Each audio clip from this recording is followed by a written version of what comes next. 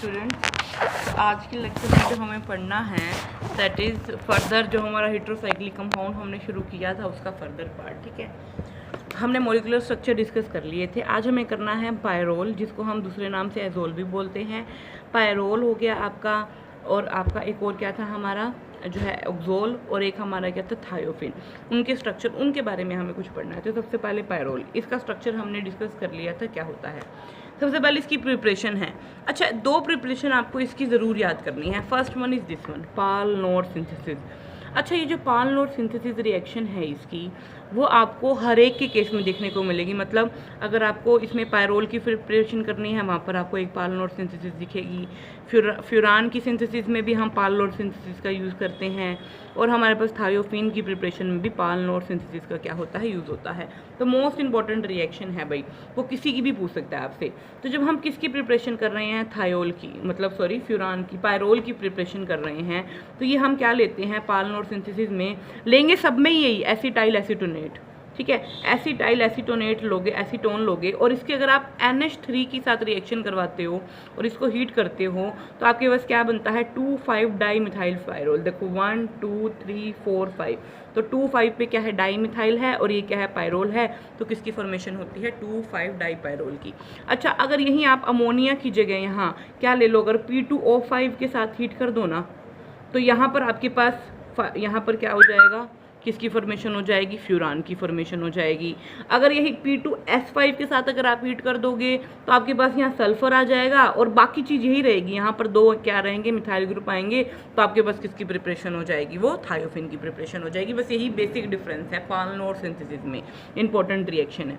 Mechanism देखो, जब आप NH3 की प्रेजेंस में आप इसको हीट करते हैं तो क्या होता है, इस ऑक्सीजन के साथ क्या है, एक तो H आके जुड़ जाता है और एक NH2 आके जुड़ जाएगा।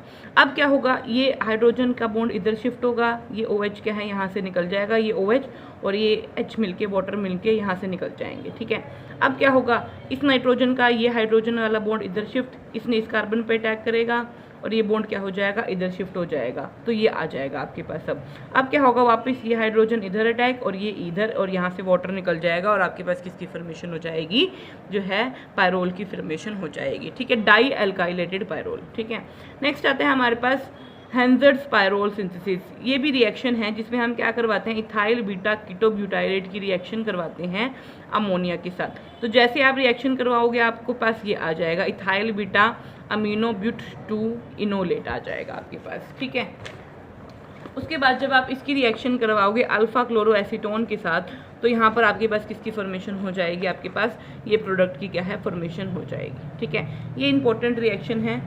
आगे नॉल पायरोल सिंथेसिस भी है भाई एक। ठीक है, ये अल्टरनेट है, पर इसमें जो पाल-नोर सिंथेसिस है ना, ये सबसे इंपॉर्टेंट है। तो आप एक ये रिएक्शन भी क्या है, कोई भी उसके साथ कोई भी एक प्रिपरेशन और कर सकते हैं। फिजिकल प्रॉपर्टीज़ की बात करें तो हमने क्या है, कलरलेस लिक्विड होता है। ठीक है, इसका क्या है, क्लोरोफॉर्म लाइक क्या होता है, ऑर्डर होता है। केमिकल प्रॉपर्टीज इंपॉर्टेंट है, ये मैंने आपको पहले भी बताया था कि जितने भी हमारे ये 5 मेंबर रिंग है वो क्या करते हैं, इलेक्ट्रोफिलिक सब्स्टिट्यूशन रिएक्शन शो करते हैं। क्यों, क्योंकि खुद एक न्यूक्लियोफाइल है, क्योंकि इनके पास इलेक्ट्रॉन डेंसिटी है। ठीक है, तो ये क्या करेंगे, खुद तो न्यूक्लियोफाइल की तरह काम करते हैं, और यहाँ पर इनके ऊपर ये क्या है, इलेक्ट्रोफाइल को क्या करवा सकते हैं, अपने ऊपर सब्स्टिट्यूट करवा सकते हैं, जिसकी वजह से कैसी रिएक्शन शो करते हैं, इलेक्ट्रोफिलिक सब्स्टिट्यूशन रिएक्शन शो करते हैं। तो अगर हम पायरोल की बात करें तो पायरोल का है क्या है, मोर रिएक्टिव है देन बेंजीन। क्यों भाई, ये मैंने बताया था कि बेंजीन के ऊपर जो पाई इलेक्ट्रॉन डेंसिटी है वो क्या है, as compared to the pyrrole कम है। ठीक है, क्यों, क्योंकि पायरोल में एक नाइट्रोजन अपना पूरा एक लोन पेयर दे रहा था, तो उस केस में क्या है, जिसकी वजह से क्या है, पायरोल ज़्यादा रिएक्टिव है। और इनकी जो रिएक्टिविटी है ना, देखो ये हमारे पास पायरोल है, दिस पोजीशन जो नाइट्रोजन के साथ वाली है इसको हम बोलते हैं अल्फा पोजीशन, ये बोलते हैं बीटा पोजीशन। ठीक है, तो जितने भी अटैक होते हैं ना पायरोल के ऊपर वो मेनली अल्फा पोजीशन पे होते हैं, या तो इधर होगा या इधर होगा। अगर ये दोनों पोजीशन ब्लॉक हैं देन हमारे पास ऑप्शन रहता है किसके पास, बीटा पोजीशन पर जाने का। ठीक है, तो अब ये रिएक्शन आपको ध्यान रखनी है भाई सारी। अच्छा, ये रिएक्शन मुश्किल नहीं है ध्यान रखनी, क्योंकि ये चाहे आप पायरोल की ले लो, चाहे आप फ्यूरान की ले लो, चाहे आप थायोफिन की ले लो, आपको सेम मिलेंगी। ठीक है, जैसे अगर हम पायरोल की क्या है, क्या क्या करवाते हैं, ठीक है, जो है CH3CO NO2 के साथ नाइट्रेशन करवाते हैं, तो यहाँ अल्फा पोजीशन पे NO2 लग जाएगा। SO3 को देखोगे तो मतलब सल्फोनेशन करवाना है तो SO3H लग जाएगा।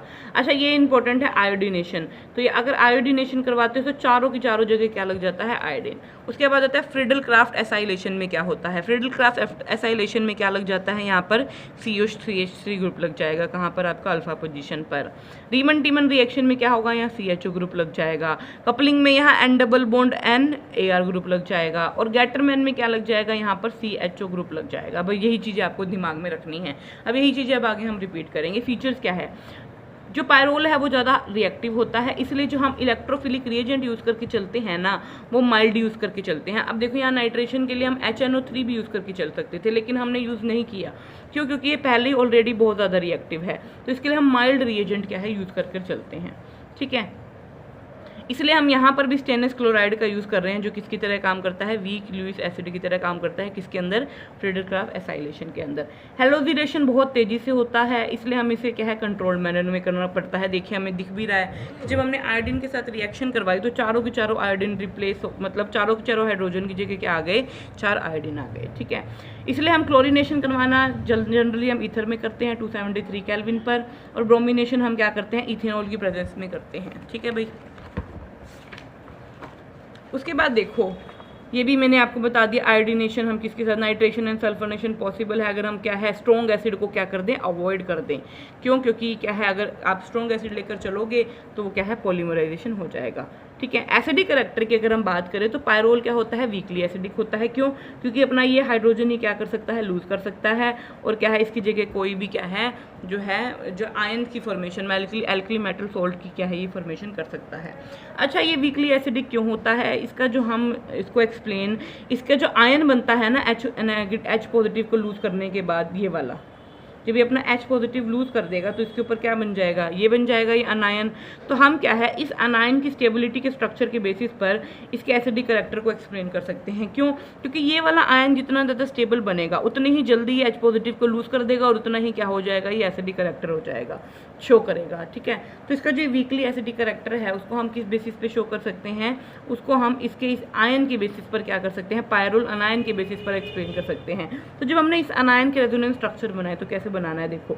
अच्छा रेजोनेंस स्ट्रक्चर बनाने के लिए आपको क्या करना होता है, देखो आपकी जो चारों पोजीशन है ना, आपको इसको इस सारी पोजीशन पे एक बार नेगेटिव चार्ज क्या करना है, ट्रांसफर करना है। कैसे, देखो सबसे पहले क्या किया आपने, ये बॉन्ड को इधर शिफ्ट किया, नेगेटिव इधर शिफ्ट हो गया भाई। अब क्या करोगे, ये बॉन्ड इधर शिफ्ट, नेगेटिव इधर शिफ्ट हो गया। अब देखो कहाँ कहाँ नेगेटिव आ गया, इसके ऊपर नेगेटिव आ गया, इसके ऊपर नेगेटिव आ गया, बचा कहाँ, एक ये नेगेटिव बच गया, एक ये। तो अब आप क्या कीजिए, डायरेक्ट इसके ऊपर नेगेटिव दिखा दीजिए। जब आप इसके ऊपर नेगेटिव दिखाएंगे तो ना तो आप यहाँ डबल बॉन्ड दिखा सकते हैं, ना यहाँ, कहाँ दिखाएंगे, एक तो यहाँ दिखाएंगे, फिर अल्टरनेट पोजीशन पे आप यहाँ डबल बॉन्ड दिखाएंगे। अब बची कौन सी पोजीशन कार्बन की, ये पोजीशन बच गई ना।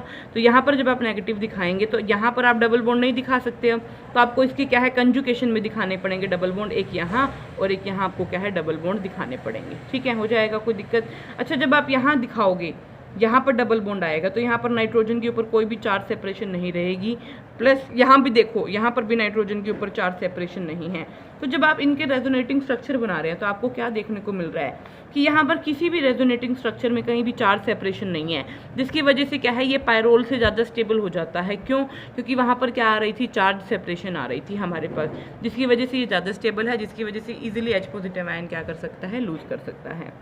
बेसिक करैक्टर हमने डिस्कस कर लिया था भाई कि इनकी बेसिसिटी लेस होती है, क्योंकि इनका जो एक लोन पेयर है वो कहाँ इन्वॉल्व हो जाता है, जो है कहाँ इन्वॉल्व हो जाता है, हमारा रेजोनेंस में इन्वॉल्व हो जाता है। ठीक है, रिडक्शन इंपॉर्टेंट है, एडिशन टू हाइड्रोजन। अब अगर आप हाइड्रोजन का एडिशन करवा रहे हो कैटालिस्ट की प्रेजेंस में तो दोनों बॉन्ड रिड्यूस हो जाएंगे और क्या बन जाएगा आपके पास, यहाँ भी हाइड्रोजन, सारी जगह हाइड्रोजन लग जाएंगे। यही अगर आप जिंक और एसिटिक एसिड की प्रेजेंस में करवाते हो तो यहाँ पर क्या है, ओनली वन ही बॉन्ड क्या होता है, रिड्यूस होता है, मतलब एक ही मॉलिक्यूल हाइड्रोजन का यहाँ आकर अटैच होगा, लेकिन यहाँ क्या है हर जगह हाइड्रोजन के आके अटैच हो जाएगा। ऑक्सीडेशन में क्या है, यहाँ पर क्या है ऑक्सीडेशन हो जाएगा, हमारे पास क्या बन जाएगा, मैलिक इमाइड बन जाएगा। ठीक है, ये इंपॉर्टेंट है। उसके बाद ये रिएक्शन आपको करने की ज़रूरत नहीं है। सिमिलरली अगर हम फ्यूरान की बात करते हैं तो फ्यूरान की दूसरी रिएक्शन इंपॉर्टेंट है भाई, फ्रॉम फुरफ्यूरल। फ्यूरफ्यूरल क्या होता है, देखो जब हमारा जो फ्यूरान है उसके साथ अगर ये CHO ग्रुप लग जाए, इसको हम क्या बोलते हैं, फ्यूरफ्यूरल बोलते हैं। इंपॉर्टेंट रिएक्शन है भाई, ठीक है। इसकी अगर हम क्या करवाते हैं, ऑक्सीडेशन करवाते हैं, तो क्या हो जाता है, जैसे ऑक्सीडेशन करवाते हो तो ये फ्यूरोइक एसिड बन जाता है। नाम ध्यान रखना, फ्यूरफ्यूरल, अल मतलब एल्डिहाइड, इक मतलब क्या है, फ्यूरान के ऊपर क्या लगा हुआ है, हमारा कार्बोक्सिलिक ग्रुप लगा हुआ है।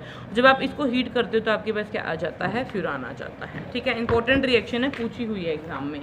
नेक्स्ट ये भी इंपॉर्टेंट है, डीकार्बोनिलेशन ऑफ फ्यूरफ्यूरल। ये फ्यूरफ्यूरल है हमारे पास, इसको अगर आप क्या करवाते हो, सिल्वर ऑक्साइड के साथ स्टीम के साथ रिएक्शन करवाते हो तो हमारे पास किसकी फॉर्मेशन हो जाती है, फ्यूरान की फॉर्मेशन हो जाती है, ठीक है। आप देखो वापस आ गई ना पान लोड सिंथेसिस, इसके अंदर मैंने कहा था ना रिएजेंट वही रहेगा। अगर आप P2O5 लेकर चलोगे तो आपके पास फ्यूरान की फॉर्मेशन हो जाएगी, ठीक है। फिफ्थ बाइनरी सिंथेसिस भी करनी है आपको, जिसमें आप क्या लेकर चलते हो, इथाइल एसीटोनेट, एसीटेट लेकर चलते हो, और अल्फा क्लोरोएसीटोन के साथ जब आप रिएक्शन करवाते हो तो आपके पास जो प्रोडक्ट मिलता है वो आपके पास क्या मिल जाता है, फ्यूरान कंटेनिंग प्रोडक्ट होता है जो सब्स्टिट्यूटेड होता है। यहाँ 2 CH3 है, यहाँ COO C2H5 है। ये 2 रिएक्शन भी आपको क्या है यहाँ करनी है। फिजिकल प्रॉपर्टीज़ की बात करें तो इसके अंदर भी जो अटैक होता है केमिकल प्रॉपर्टीज़ की, वो कहाँ होता है, अल्फा पोजीशन या फिर सेकेंड पोजीशन के ऊपर होता है, ठीक है। जैसे ये देखो वही रिएक्शन है, देखो फ्यूरान है, पहला वही रिएजेंट था, यहाँ NO2 लग गया, बस डिफरेंस कहाँ है, यहाँ फ्यूरान है, SO3H। यहाँ पर क्लोरीन और ब्रोमीन के साथ जनरली रिएक्शन नहीं होती है, क्योंकि यहाँ पर क्या है, बहुत ज़्यादा वॉयलेंट रिएक्शन होने की वजह से जो है ये जो है साइक्लिक रिंग की क्या हो जाती है, क्लीवेज हो जाती है।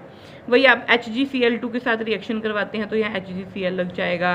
फ्रीडल एसाइलेशन करवाते हैं, अब यहाँ BF3 लेकर चल रही है, वहाँ हम क्या लेकर चले थे, SnCl4 लेकर चले थे, तो वही COCH3 लग जाता है। कपलिंग रिएक्शन वही प्रोडक्ट है, बस डिफरेंस कहाँ है, यहाँ O है। तभी कह रही हूँ सारी रिएक्शन इंपॉर्टेंट है और ईजी है याद करनी।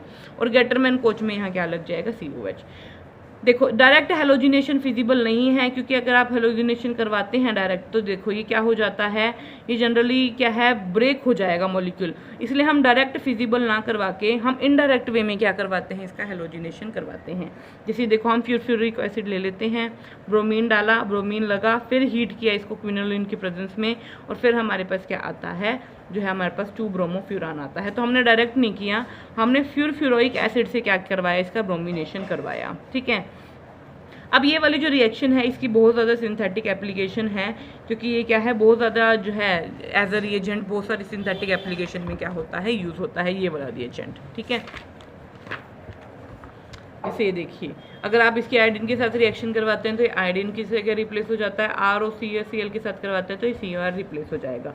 बेसिक कैरेक्टर की बात करें तो मैंने कहा था ये बेसिक होता है नेचर में, क्योंकि किसके पास, ऑक्सीजन के पास क्या होता है, एक लोन पेयर ऑफ इलेक्ट्रॉन होता है, जिसकी वजह से क्या करता है, बेसिक कैरेक्टर क्या करेगा, शो करेगा। तो ये देखो ये बेसिक कैरेक्टर शो करेगा यहाँ पर, ठीक है। तो ये क्या हो जाएगा, जब फ्यूरान को ट्रीट करते हैं किसी भी एसिड के साथ, ठीक है, तो ये क्या है, प्रोटोनेशन में चला जाता है, लेकिन ये प्रोटोनेशन ऑक्सीजन पर ना होकर कहाँ पर होता है, कार्बन पर होता है। तो देखो क्या होगा, यहाँ ये लोन पेयर चला जाएगा, ये इधर शिफ्ट होगा, ये हाइड्रोजन को एब्स्ट्रैक्ट कर लेगा और यहाँ पर हाइड्रोजन आकर जुड़ जाएगा, और ये फर्दर रिएक्ट करेगा तो ये पॉलीमेरिक चेन बना लेगा। तो यहाँ पर देखो हाइड्रोजन को आना कहाँ चाहिए था, ऑक्सीजन पर, क्योंकि यहाँ पर ऑक्सीजन पर क्या है, लोन पेयर, लेकिन ऑक्सीजन पर जो है प्रोटोन ना आकर कहाँ आता है, हमारा कार्बन पर आता है। और आपको मैंने बताया था कि बेसिक नेचर को हम H पॉजिटिव लेने के बेसिस पर भी एक्सप्लेन करते हैं बेसिक कैरेक्टर को, ठीक है। तो बेसिक कैरेक्टर क्या होता है, जब कोई भी एटम हमारा, कोई भी कंपाउंड H पॉजिटिव ले लेता है तो वो हमारा क्या होता है, बेसिक। तो इसने H पॉजिटिव ले लिया तो ये क्या होता है, बेसिक होता है नेचर में, लेकिन लिया कहाँ है, कार्बन पर रेदर देन ऑक्सीजन। रिडक्शन वही करवाना है, प्यूरी की प्यूरी नाइट्रोजन की प्रेजेंस में पूरी की पूरे डबल बॉन्ड को आपने रिड्यूस कर देना है, क्योंकि हर जगह क्या आकर जुड़ जाएगा, हाइड्रोजन आकर जुड़ जाएगा। सेम वही है जो पीछे हुआ था। ऑक्सीडेशन क्या होगा भाई, ऑक्सीडेशन के अंदर यहाँ पर क्या हो जाएगी, रिंग की क्लीवेज हो जाती है, ठीक है। पहले ऑक्सीजन जुड़ा, फिर दोबारा ऑक्सीडेशन हुआ तो क्या बन गया, सक्सेनी एल्डिहाइड बन गया। डाई एल्डर रिएक्शन आप एक बार छोड़ दीजिएगा, ठीक है।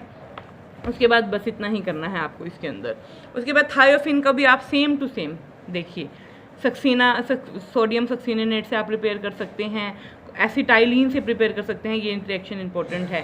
तो एसिटाइलिन की जब आप H2S के साथ रिएक्शन करवाते हैं तो आपके पास थायोफिन और क्या बन जाता है, हाइड्रोजन गैस रिलीज हो जाती है, ठीक है। इसके अंदर भी हमारे पास पाल लोड सिंथेसिस आती है जो इंपॉर्टेंट है भाई, बस देखो वही रिएजेंट है, बस P2S5 के साथ रिएक्शन करवा दी तो क्या बन गया, ये बन गया। केमिकल प्रॉपर्टीज़ की बात करें तो यहाँ पर भी अल्फा पोजीशन पर ही अटैक होगा, तो देखिए सेम केमिकल प्रॉपर्टी है, बस यहाँ पर डिफरेंस क्या है, यहाँ पर हम स्ट्रॉन्ग क्या है एसिड लेकर चल रहे हैं, मिनरल एसिड देखो स्ट्रॉन्ग है ना, HNO3 H2SO4, जबकि वहाँ हम वीक मिनरल एसिड लेकर चल रहे थे, प्रोडक्ट वही बनेंगे। बस यहाँ ब्रोमिनेशन में क्या होगा, यहाँ पर 2 ब्रोमीन, वहाँ पर थायोफिन, जब हम पायरोल की बात कर रहे थे तो पायरोल के अंदर तो क्या है ब्रोमिनेशन और क्लोरीनेशन क्या है, वो हमें क्या है एक पर्टिकुलर रिएजेंट का यूज़ करना का पड़ रहा था, ठीक है। फ्यूरान के केस में ब्रोमिनेशन को हमें इनडायरेक्ट वे में करवाना पड़ रहा था, लेकिन थायोफिन के केस में क्या है डायरेक्ट ब्रोमिनेशन पॉसिबल है। फ्रेडल क्राफ्ट एडिशन वही प्रोडक्ट बन रहा है, बस यहाँ सल्फर है भाई, ठीक है। उसके बाद क्या है यहाँ सल्फर आएगा भाई, ठीक है। HCHO और HCl के साथ रिएक्ट करवाओगे तो यहाँ पर क्या लग जाएगा, इलेक्ट्रोफाइल CH2Cl लग जाएगा, ठीक है। उसके बाद फीचर्स क्या है इंपॉर्टेंट, ये भी इंपॉर्टेंट है भाई, थायोनाइल क्लोराइड के साथ करवाओगे तो यहाँ Cl लग जाएगा, ठीक है। NBF के साथ करवाओगे, N ब्रोमोसक्सिनामाइड के साथ करवाओगे तो यहाँ पर ब्रोमीन आ जाएगा और ये क्या है सक्सिनामाइड अलग हो जाएगा। आयोडीन के साथ करवाओगे तो यहाँ आयोडीन आकर लग जाएगा। N ब्यूटाइल लिथियम के साथ करवाओगे तो लिथियम इसका पॉजिटिव पार्ट है तो यहाँ कर लिथियम जुड़ जाएगा, ठीक है। ईजी है रिएक्शन, मुश्किल नहीं है। रिडक्शन करवाओगे तो मैंने कहा किसकी प्रेजेंस में होगा, इसको बिर्च रिडक्शन भी बोलते हैं भाई, ठीक है। तो सोडियम और अमोनिया की प्रेजेंस में आप करवाओगे जब, तो यहाँ और प्लस ये 2 प्रोडक्ट हमें मिलते हैं, यहाँ पर मिक्सचर मिलता है, ठीक है। कार्बीन के साथ रिएक्शन करवाओगे तो आपको इस तरह से कुछ रिंग मिल जाएगी आपको, ठीक है। बस आज हम इतना ही करते हैं, नेक्स्ट टाइम हम क्या करेंगे इसका मैकेनिज्म करेंगे। Okay, thank you.